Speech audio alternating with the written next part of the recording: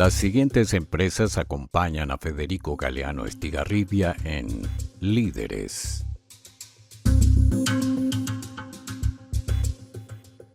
Banco GNB. Lo mejor empieza con un clic.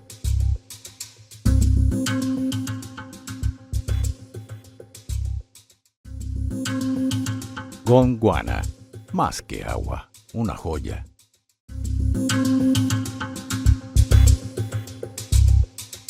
Educa. Innovación educativa. Innovando en la educación.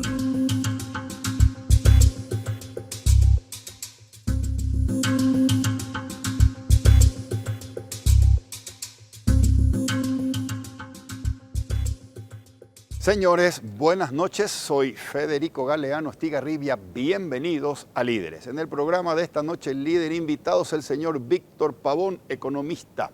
Con nuestro invitado esta noche vamos a conversar acerca de la situación económica del país a casi 2 años de la asunción del señor Santiago Peña como presidente de los paraguayos. ¿Cuáles son los desafíos que tiene nuestro país en este desquiciado nuevo orden geopolítico mundial al cual el señor Donald Trump ha puesto patas para arriba? Luego de la presentación del programa y de nuestros auspiciantes, conversamos con el señor Víctor Pavón, aquí en Líderes, desde los estudios de Unicanal.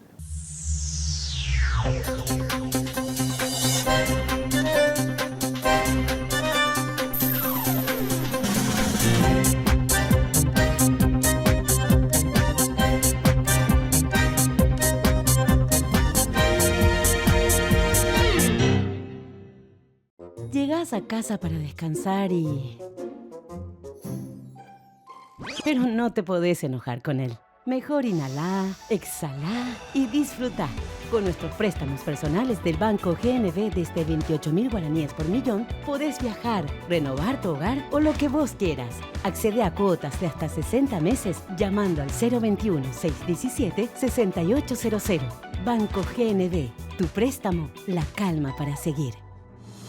Ustedes ya lo saben, aquí en Líderes tomamos el agua más pura del mundo. El agua mineral Gondwana llega desde un acuífero donde el agua se mantuvo inalterable desde hace más de 400 millones de años. Por eso Gondwana es el agua más pura del mundo, premiada y reconocida por su sabor superior y su pureza inigualable por chefs y sommeliers europeos. Gondwana, más que agua, una joya. Hacemos una pausa de 1 minuto y regresamos para empezar la conversación de esta noche con el señor Víctor Pavón. Ya estamos en compañía del señor Víctor Pavón. Víctor, buenas noches. Gracias por acompañarme una vez más en esta mesa de líderes. Al contrario, el gusto es mío, Federico. Realmente es un gusto compartir contigo y con toda la audiencia. Víctor, describime cómo ves hoy la situación de nuestra economía. La situación de la economía paraguaya es de muchas oportunidades. Luego de haber logrado bajar el riesgo país, haber consolidado básicamente la estabilidad monetaria, haber corregido eso que se venía realmente muy mal, la sostenibilidad fiscal, porque ese era un problema que se estaba teniendo, llegamos al 6%, no nos debemos olvidar de eso. Ahora estamos volviendo a eso, estamos en una situación de muchas oportunidades. No se puede negar que Paraguay está en una situación en la que especialmente el sector agrícola, el sector de servicios, el sector de construcción han venido creciendo de una manera extraordinaria. Y obviamente no podemos negar también que aquí hemos logrado como país y ya en este gobierno lo que se llama esa membresía que se logró a través de la agencia calificadora que lo coloca a Paraguay precisamente en el lugar que antes no tenía. Estamos siendo vistos por los principales portafolios de valores y eso es algo realmente importante que implica necesariamente e igualmente realizar algunos retoques que necesitamos hacer urgentemente en nuestro país. ¿Retoques como por ejemplo? Retoques me refiero a reformas. Yo creo que Paraguay está en una situación en la que si no realizamos reformas, en particular relacionado a cortar con el endeudamiento número 1, realizar una reforma en las cajas fiscales Las cajas fiscales, Federico, y como la audiencia podrá saber, están en déficit. Un déficit muy peligroso, por ejemplo, el de policías, militares y maestros, en un déficit extraordinario que hoy ya está llegando a más de $1.200.000. Y eso significa que estamos topeando básicamente el 1.1, 1.2 casi ya del PIB. Si nosotros no hacemos una reforma en esto, vamos a perder nuestra sostenibilidad fiscal y o lamentablemente vamos a tener que financiar ese déficit con más impuestos, como de hecho ya se está haciendo. Otra reforma que no se está llevando a cabo, que yo creo que el gobierno hizo, pero no en el sector que a mí me hubiera gustado, son las cuestiones que se refieren al sector eléctrico. Nosotros avanzamos mucho en la generación de energía eléctrica, se van a construir 22 hidroeléctricas pequeñas en nuestro país, pero relacionadas a la generación. El problema de Paraguay es ciertamente la generación, porque tenemos que seguir insistiendo, pero por sobre todas las cosas es la transmisión de energía eléctrica. Y el otro elemento que yo creo que es urgente es el tema relacionado a la educación, el capital humano. El Ministerio de Educación realmente tiene un problema grave, no por las personas que tiene ahí, que yo las conozco a muchas de estas personas que son muy preparadas ciertamente y buenas personas, pero el modelo es el que ya no sirve. Imagínate, Federico, que hace poco tuvimos nosotros el examen a jóvenes que se les llevó a cabo entre los 14 y 17 años. Entre 81 países, Paraguay salió 80. O sea, eso significa que tenemos que darnos cuenta que tenemos que cambiar. Y yo creo que la única forma de cambiar el sistema educativo paraguayo es ir a los vouchers educativos relacionados a una plataforma educativa muy diferente a la que hoy se está dando, donde el Ministerio de Educación tiene que salir de ese pedestal donde se encuentra, donde maneja las mallas curriculares y donde más de las 100 direcciones finalmente no tienen razón de ser.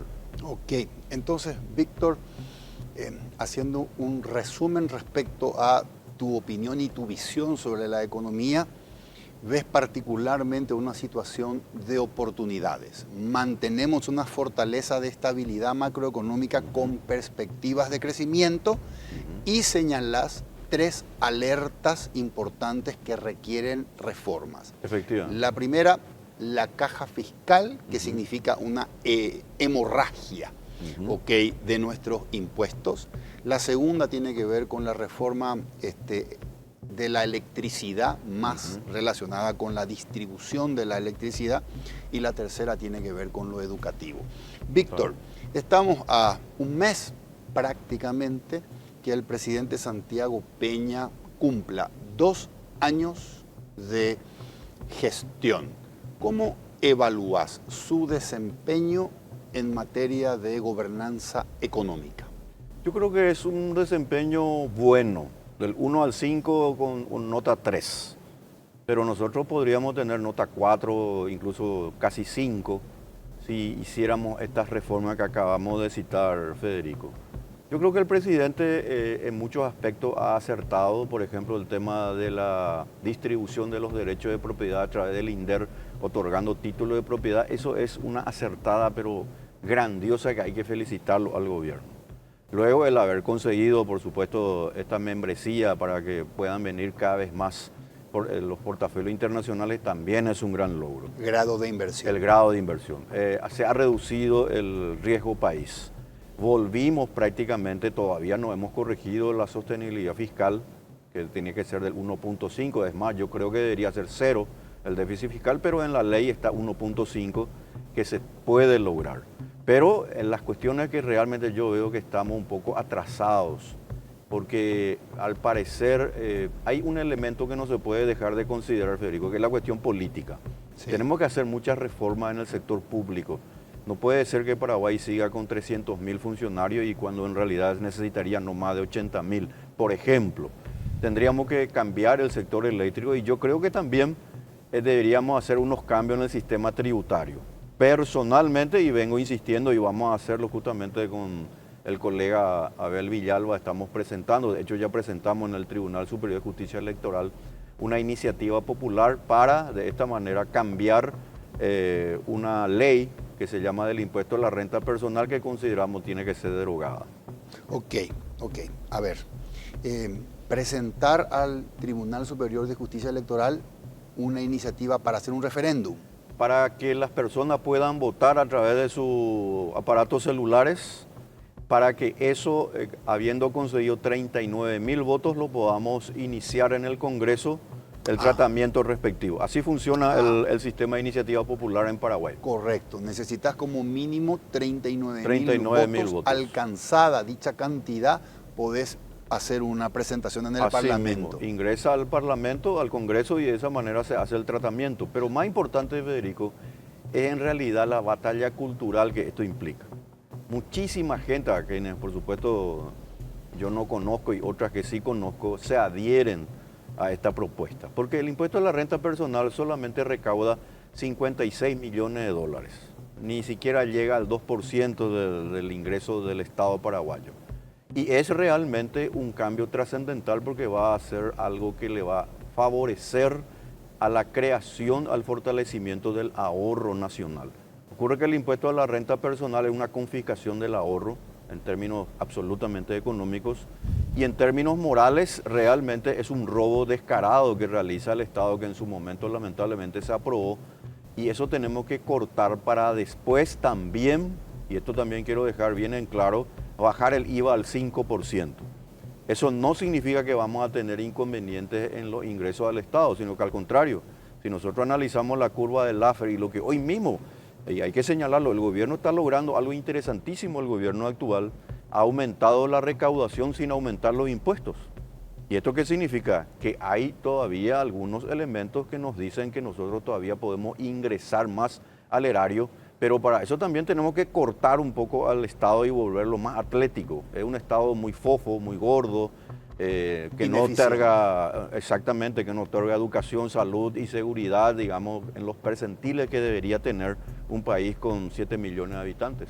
Ok, Víctor, permitime que este tema es una bomba, lo que me estás diciendo, y que tiene que ver con la eliminación del impuesto a la renta personal y la reducción del IVA al 5%. Permíteme que te vuelva sobre esta puerta que abriste en un minuto, pero cerremos este tema de la gestión económica del presidente Santiago Peña, que vos calificaste como 3 en una escala de 1 al 5. Me decías que en 2 años ya tenía que haber hecho reformas que todavía siguen postergadas, como por ejemplo la reforma de la caja fiscal. Estuve escuchando a economistas, colegas tuyos locales, y también he leído medios del exterior, y coinciden economistas locales y coinciden medios del exterior de que luego de más de una década, 2 décadas serían si contamos desde el 2002 a hoy, el Paraguay ha logrado mantener una fortaleza que tiene que ver con el orden y la estabilidad macroeconómica. Logrado eso, medios internacionales dicen, ahora le toca al presidente Santiago Peña el desafío de construir una plataforma de despegue para el crecimiento de la economía paraguaya. Durante la década del 2003 al 2013, esa plataforma se llamó el superciclo de los commodities. Hoy, esa plataforma se llama conectar o enchufar a Paraguay con el mundo, para atraer inversiones y para conquistar mercados de exportación para productos paraguayos. Esa sería la plataforma de despegue del crecimiento económico para Paraguay para la próxima década. ¿Cuáles son tus expectativas, Víctor, respecto al éxito que puede tener Santiago Peña en el exterior para conectar a Paraguay en el mundo y darle un superimpulso a nuestra economía? Las perspectivas de éxito son muy interesantes y yo creo que van a tener resultados.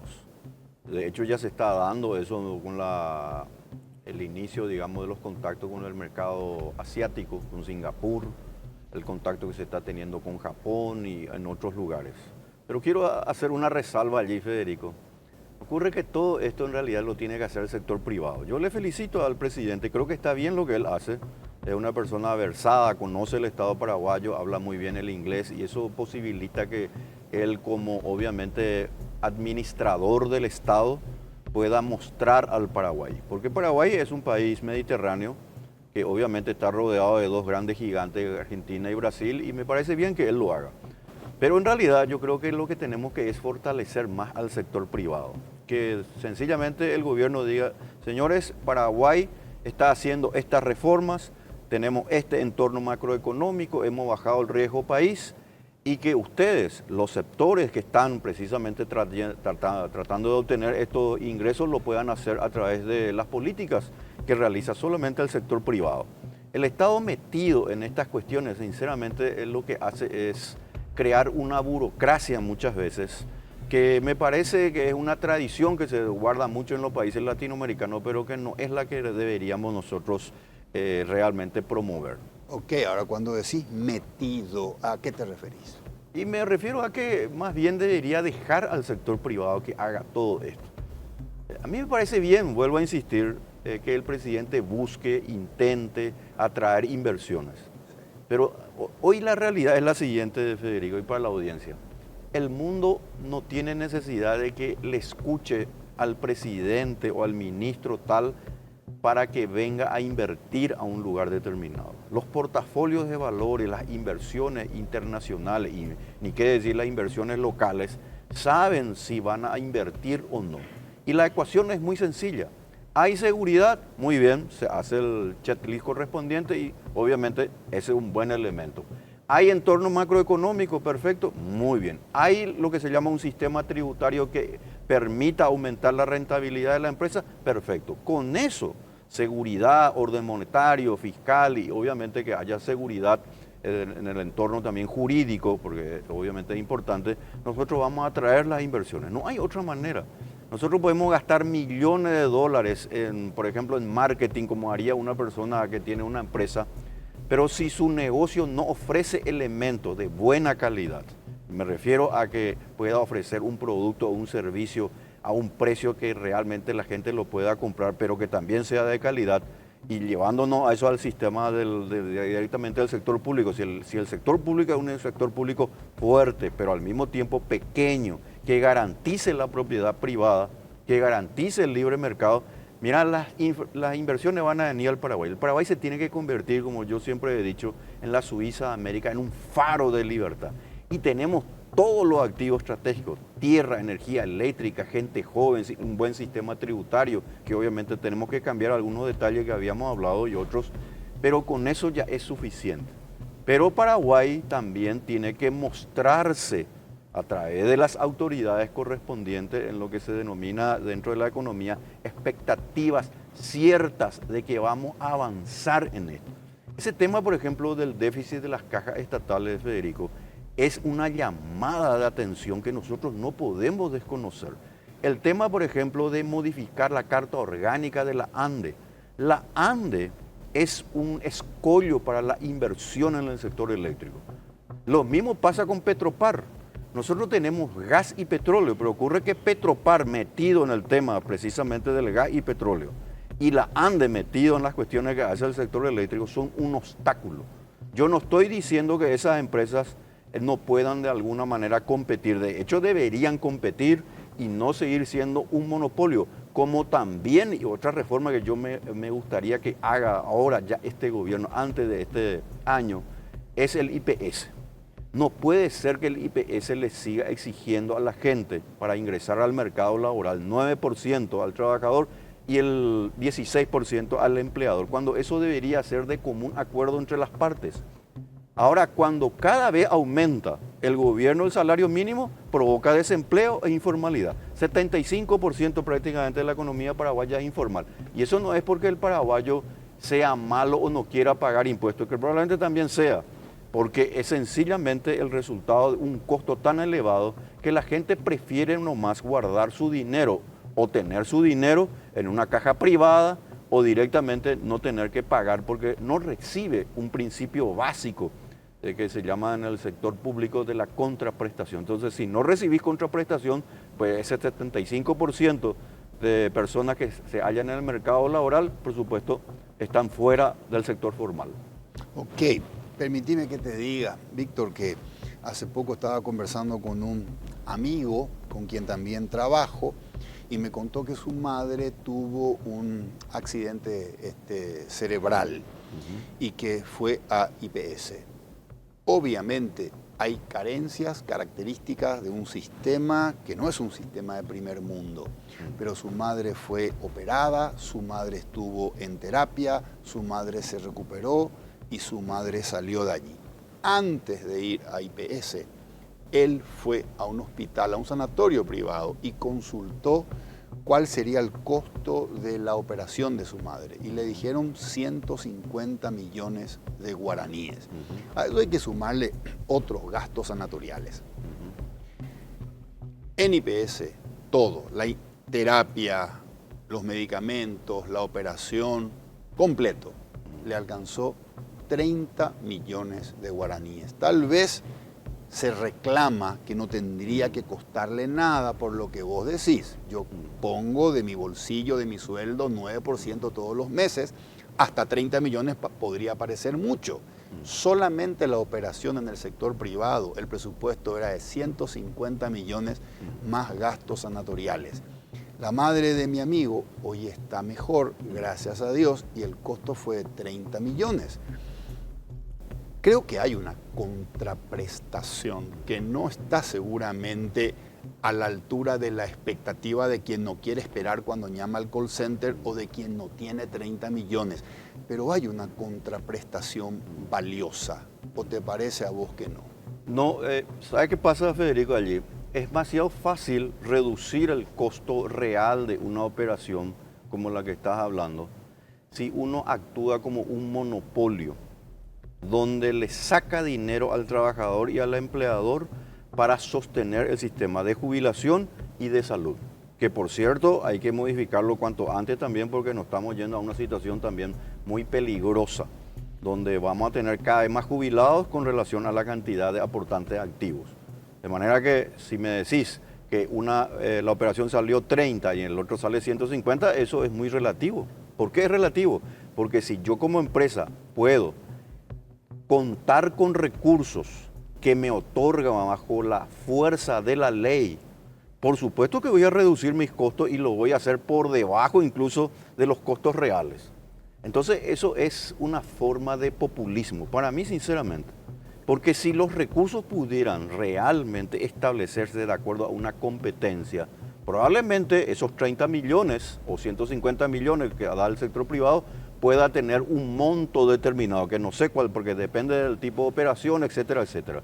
Pero es demasiado fácil en el carácter de monopolio contar con unos recursos y de esa manera decir, bueno, esto me salió 30 y a aquello le sale 150. Desde luego que le va a salir más barato si está conteniendo y agarrando los recursos, o sea, drenando los recursos de los contribuyentes de una manera tal que no es precisamente de libre competencia y no es nada justo. Ahora, ¿sabes por qué no es nada justo, Federico? Porque sí. ¿Qué pasa si José y María quieren establecer un acuerdo?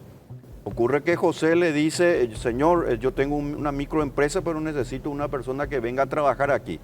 Y ocurre que el IPS, el Seguro Social, el Estado, que es una entidad para mí delincuencial, en este caso concreto, ¿qué es lo que hace? José es un microempresario, tiene una pequeña panadería, está haciendo coquitos, galletas y tortas. Y ocurre que María viene, que es una persona que quiere, estudiante, que quiere seguir estudiando en la universidad, etcétera, le dice, señor, yo quiero trabajar, necesito ahora porque necesito pagar mi universidad. Y ocurre que el dueño de la panadería, un microempresario, le dice, no hay ningún problema, yo estoy necesitando una persona como vos que le pueda atender a los clientes y que pueda ver y manejar el tema de los stocks, etcétera, etcétera. Perfecto. ¿Cuánto me puede usted pagar? Ahora mismo yo te puedo pagar 2,5 millones. Y la ley dice 2,800,000. Allí hay un problema de fondo y el problema es que el carácter monopólico del Estado ha impedido que José y María, dos personas que voluntariamente han acordado establecer, en este caso, un acuerdo sin que haya violencia alguna entre las partes, entre las mismas, han llegado a concertar un acuerdo. Pero ocurre que, desde el punto de vista de la legalidad, entre comillas, estas dos personas, si como no pueden cumplir con esas condiciones del Estado, se han vuelto informales o están en la ilegalidad. Y eso hace que el inspector posteriormente venga a pedirle una suma de dinero al panadero para de esa manera impedir que supuestamente venga la multa o la multa sea menor. Esa es una distorsión total de las relaciones, no solamente económicas, sino las relaciones de los derechos de propiedad que cada persona debería pactar con la demás porque no se está haciendo ningún daño a otras personas. Ok. Víctor, economía, crecimiento económico, situación que no es el crecimiento económico suficiente, pero es necesario de base. Hemos tenido una década 2003, 2013, 2014, poco más de una década, de un crecimiento muy alto. Hemos crecido, creo que en el año 2004, el Producto Bruto Interno de Paraguay en dólares era 10.000 millones de dólares. En el año 2014, el Producto Bruto Interno de Paraguay estaba en torno de los 40.000 millones de dólares. El crecimiento de la economía se fue para arriba en un 300%, en gran medida como consecuencia de esa locomotora llamada el campo, por el superciclo de los commodities. 2014-2024, la economía siguió creciendo, pero a un ritmo muy, muy lento. Pasamos de 40.000 millones de dólares 2014 a 45.000 millones de dólares 2024, es decir, un 12,5% en 10 años, después de haber venido de una década de un crecimiento de 300%. Víctor, tenemos agua, tenemos tierra fértil, tenemos energía limpia y renovable, tenemos gente joven. ¿Qué palancas necesitamos para volver a una economía con un crecimiento, ya no digo del 300% en una década, pero por lo menos que se duplique en la década 2025-2035? Pasar de 45.000 millones de dólares, que es lo que hoy generamos al año, a 90.000 millones de dólares para el año 2035, en 10 años. ¿Cuáles son esas palancas económicas que podemos tener? Sí, además del sector agropecuario que ya señalaste acertadamente, está el sector de servicios, que hay que todavía apalancar más, darle mayor fortaleza, el sector inmobiliario y algo muy interesante que se refiere al capital humano referido a los hubs tecnológicos y hubs referidos logísticos. Los hubs tecnológicos son claves. Yo creo que el gobierno ahí, en este caso concreto, Federico, dio un paso hace semanas atrás, precisamente otorgando ya un lugar determinado para crear un distrito digital. Un distrito digital donde se van a reunir personas, empresas, que puedan innovar sobre un producto o servicio determinado. Así nació Airbnb, así nació Uber, Facebook, Twitter, o lo que era Twitter X ahora, y muchas otras empresas. Hubs tecnológicos aprovechando la inteligencia artificial y la energía eléctrica que nosotros producimos, que tiene que estar acompañada de la energía producida por el gas y el petróleo que tenemos en nuestro país y que lamentablemente por efectos de políticas equivocadas nosotros no podemos producirlas, no las podemos llevar a cabo porque sencillamente están ahí en el médano del Chaco y algunos creen que eso no se tiene que tocar porque tienen que estar como una suerte de mausoleo, cuando que en realidad en los médanos del Chaco y todas estas cuestiones tienen más de 200.000 hectáreas y la afectación para producir gas y petróleo no va a ser más de 100 hectáreas. Y en consecuencia no es que se va a afectar el medio ambiente. ¿Qué tenemos que hacer? Reformas. ¿Qué más? Y obviamente algo muy importante. Nosotros tenemos que saber aprovechar lo que el Paraguay tiene. El Paraguay tiene estos activos estratégicos que acabamos de hablar, pero también tiene que darse cuenta que nosotros, si no hacemos lo que tenemos que hacer, yo creo, con este ya gobierno, porque después puede ser tarde, nosotros vamos a perder el tren que va a pasar frente a nosotros. El tren, digamos, de mayores inversiones. Porque cuando Argentina se levante decididamente, estoy seguro que va a ser a través de la política que está aplicando Javier Milei en 2 años más, muchos paraguayos, muchos jóvenes en particular, van a ir a vivir a la Argentina. Como de hecho sucede, hay muchos paraguayos que ya viven allí. Cierto. Entonces, ¿qué va a ocurrir? La Argentina va a crecer, Argentina va a ser como una locomotora del crecimiento aquí, obviamente en el Cono Sur, y nosotros vamos a quedarnos prácticamente ralentizados. ¿Por qué? Porque Paraguay es como un vehículo que tiene caja sexta y nos vamos en caja tercera. Nosotros podemos seguir yéndonos a caja tercera, subimos a la ruta, pero vamos a consumir más combustible y vamos a sobrecalentar el motor. El Paraguay tiene que empezar a meter el motor en la caja en cuarta, quinta y sexta. ¿Y cómo se hace eso en términos económicos y políticos? Se hace con decisiones estratégicas, políticas estables, por supuesto, pero con reformas pro mercado. No hay otra forma, Federico, no hay otra forma. El Estado es un succionador de los recursos que crean las personas, las familias y las empresas. Okay. El Estado es un depredador de los recursos.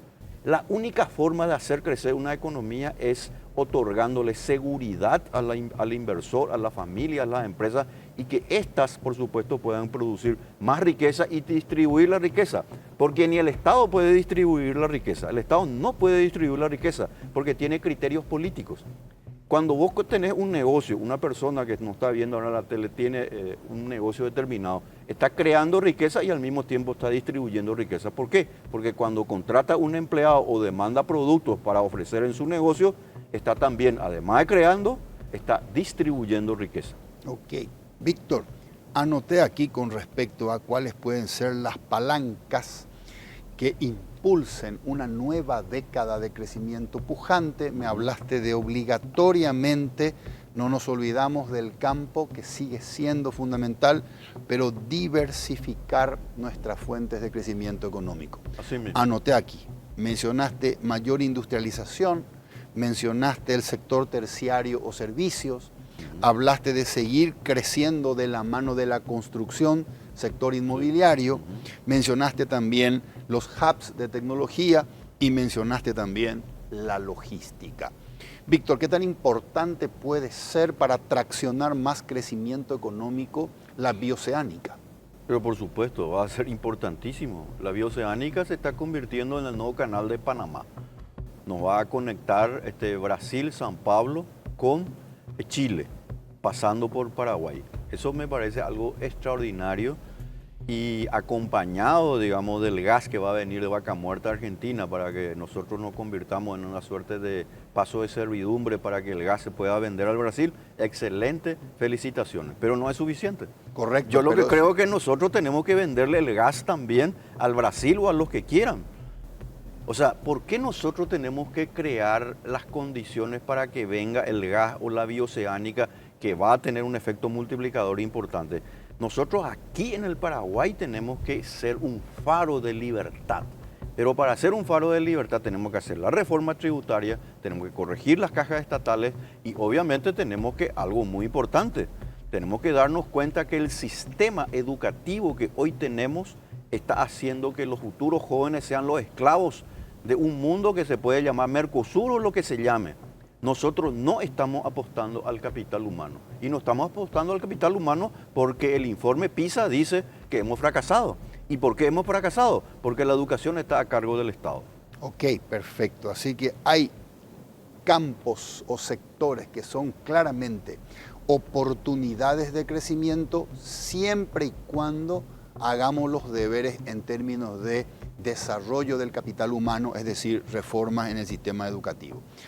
Víctor, volvamos al tema que habías planteado al principio y que tiene que ver con una consulta popular para modificar nuestro sistema tributario. Decías recién, el Estado es un depredador, el Estado es una organización delincuencial. También hablabas recién que el impuesto a la renta personal es una confiscación del ahorro y que directamente lo calificabas como un robo. Totalmente, así mismo. Ahora, Víctor, convengamos que nosotros vivimos regidos por una constitución la Constitución de los paraguayos, y la Constitución de 1992, nuestro contrato social, dice: el Paraguay es un Estado social de derecho. Cuando menciona Estado de Derecho, menciona la protección absoluta del individuo y los derechos fundamentales a la vida, a la libertad, a la propiedad, y que el Estado no puede avasallar con su poder monopólico sobre esos derechos individuales.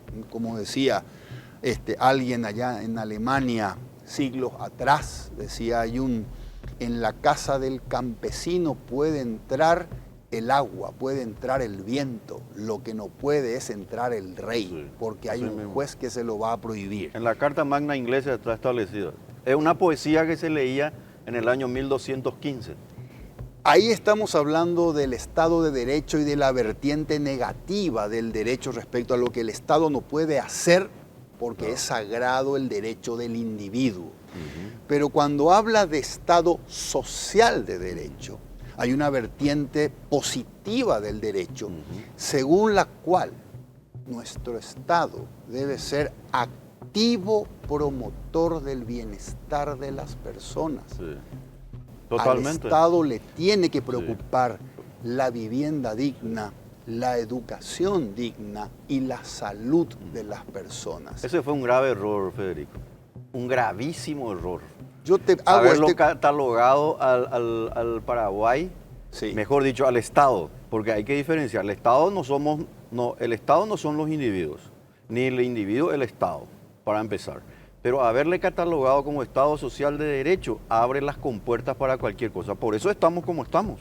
Por eso es que el IPS hace lo que hace. Por eso tenemos el impuesto a la renta personal. Por eso tenemos esta falencia en la educación con los fallos, pero extraordinarios en el sistema educativo, y etcétera, etcétera. ¿Por qué?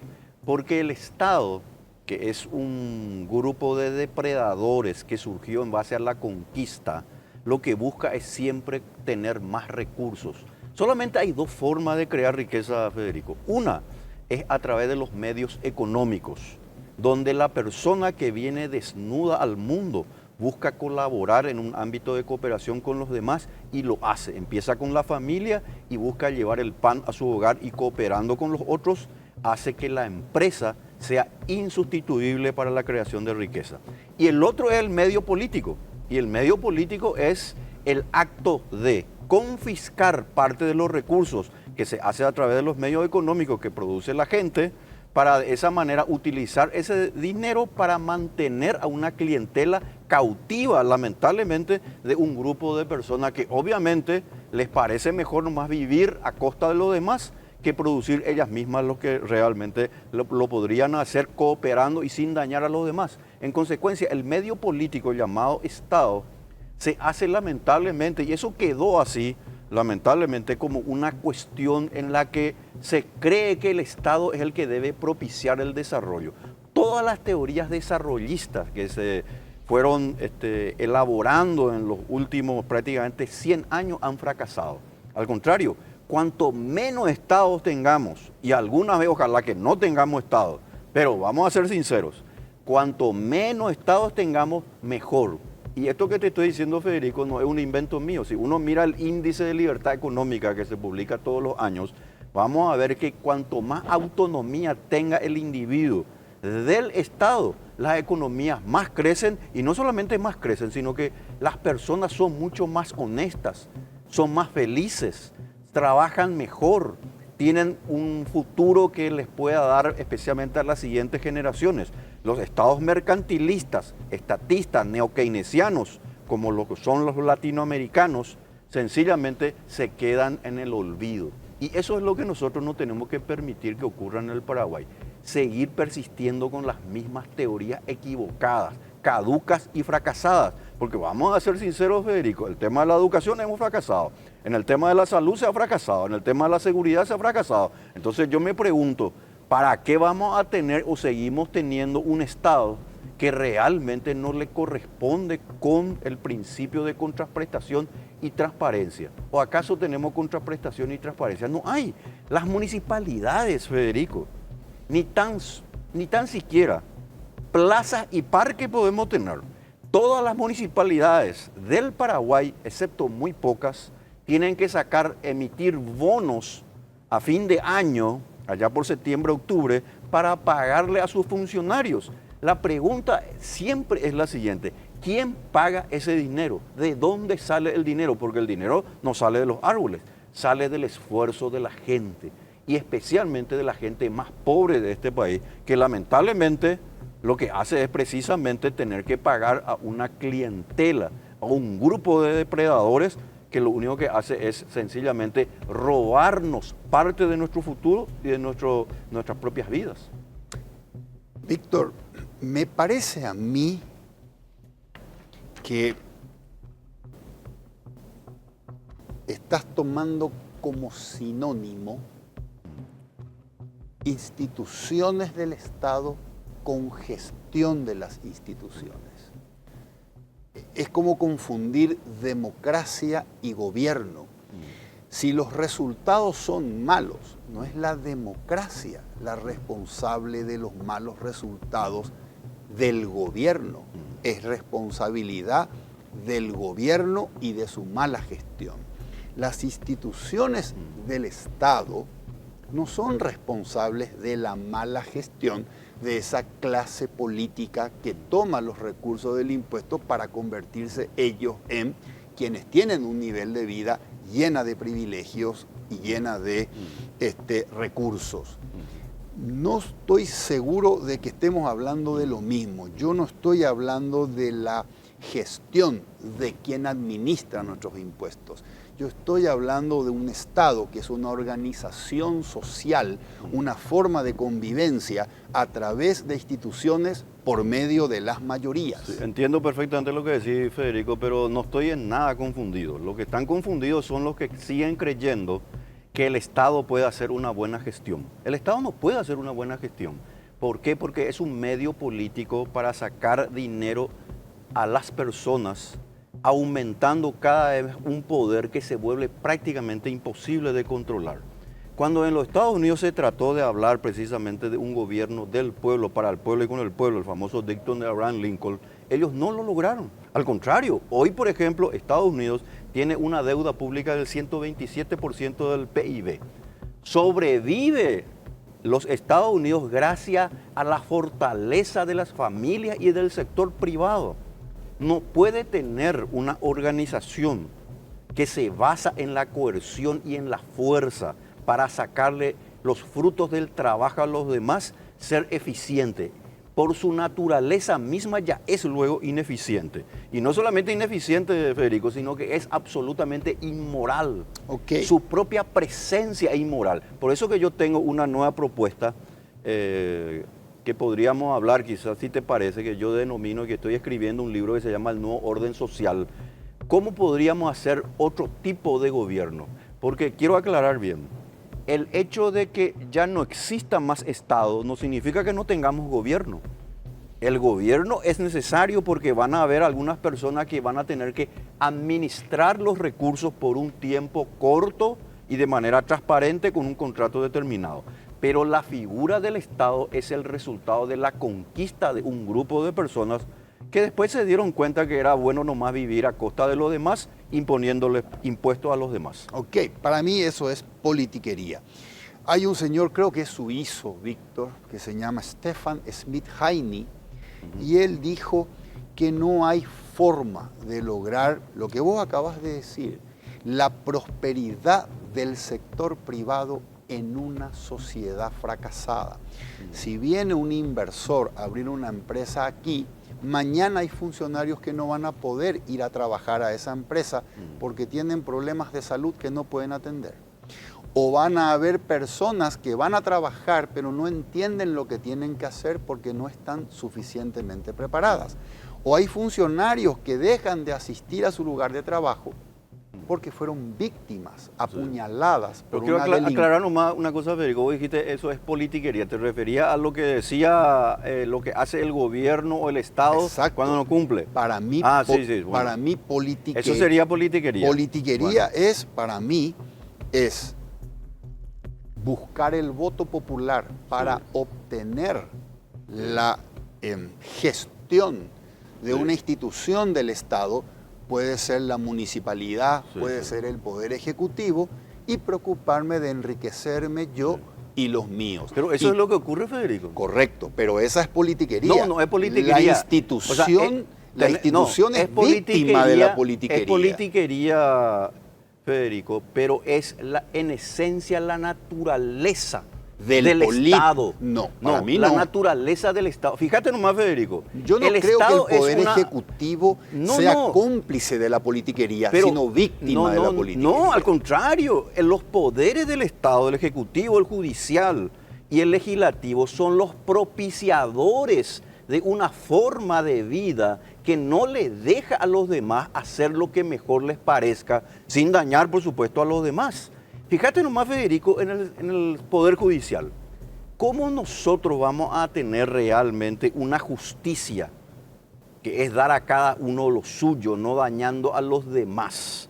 Si los jueces son jueces del Estado, si nosotros tuviéramos un programa que lo podemos hacer en el Paraguay, que podemos ser un ejemplo a nivel mundial de un sistema de resolución de conflictos, mediación, conciliación y arbitraje, que son ejemplos de justicia privada, yo te puedo asegurar que todas las controversias las vamos a solucionar o resolver de una manera mucho más barata, mucho más expeditiva y por sobre todas las cosas de una manera mucho más transparente, donde no haya venganza y no haya desigualdad. Estoy de acuerdo. Acá no hay igualdad ante la ley, Federico. Acá vos te vas y chocas contra un vehículo que sea de un funcionario público de alto rango y ese hombre o esa mujer de la calle está perdido.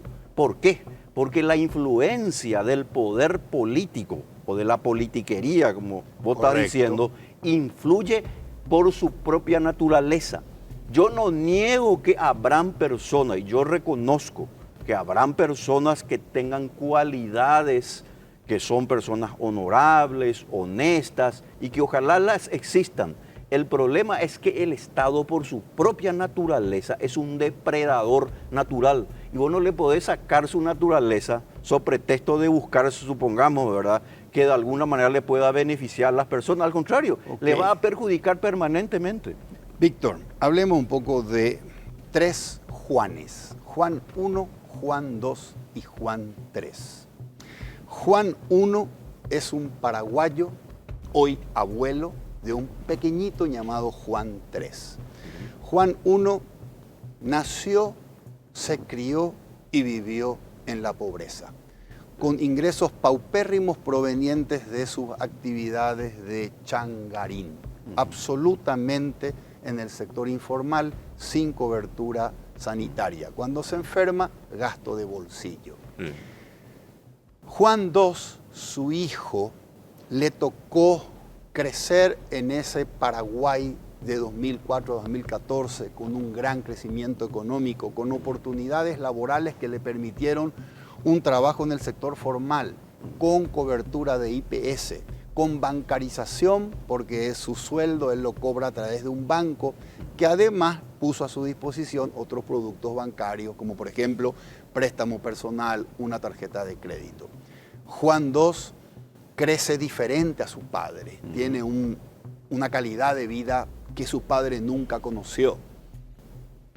Tienen aire acondicionado split en su casa, paga la cuota de un auto chileré, tiene un celular de alta gama y hasta inclusive está pensando en tomarse un viaje para conocer un all inclusive en Cancún que va a pagar en 24 cuotas a través de su tarjeta de crédito. Juan II no es una persona de clase media acomodada, es una persona de clase baja no pobre que busca el ascenso social. ¿Cuál es el futuro de Juan III? ¿Tendrá condiciones de vida de acá a 10 años o a 15 años mejores que la de su padre, o las posibilidades de que Juan III no pueda mejorar las condiciones de vida de su padre, como sí lo hizo Juan II con respecto a Juan I, van cediendo si la economía no vuelve a tener esa turbinación que tuvimos 2014-2024? Yo te hago esta pregunta y respóndemela luego de la pausa porque el director me está pidiendo Con mucho gusto. una pausa. Vamos a hacer una pausa. Antes de la pausa, permítanme, voy a comentarles la noticia que tiene que ver con nuestros amigos del Banco GNB.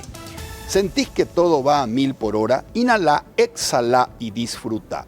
Con los préstamos personales del Banco GNB tenés esa calma que necesitas para seguir, renovar tu casa, hacer un viaje o avanzar con ese proyecto que tanto anhelás. Acceder rápido con cuotas de 28.000 por millón y plazos de hasta 60 meses. Banco GNB, inhalá, exhalá y disfruta. Hacemos una pausa y regresamos para cerrar el programa con el señor Víctor Pavón.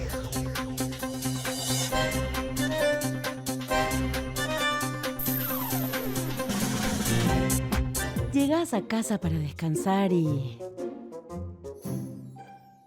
pero no te podés enojar con él. Mejor inhalá, exhalá y disfruta.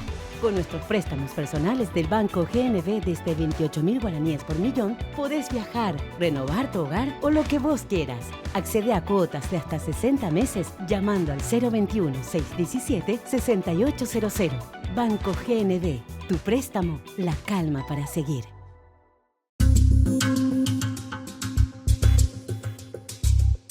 Continuamos con el señor Víctor Pavón. Víctor, Juan 3. ¿Puede mejorar las condiciones de vida con las que ha vivido su padre, así como éste mejoró con respecto a las condiciones de vida de nuestro Juan original? Absolutamente lo puede hacer. Y te pongo el ejemplo siguiente, Federico.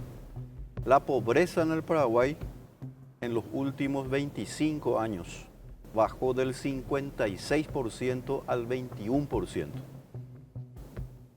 El PIB per cápita creció básicamente de unos $800, ahora estamos llegando a $1.500, $2.000, $3.000 fácilmente.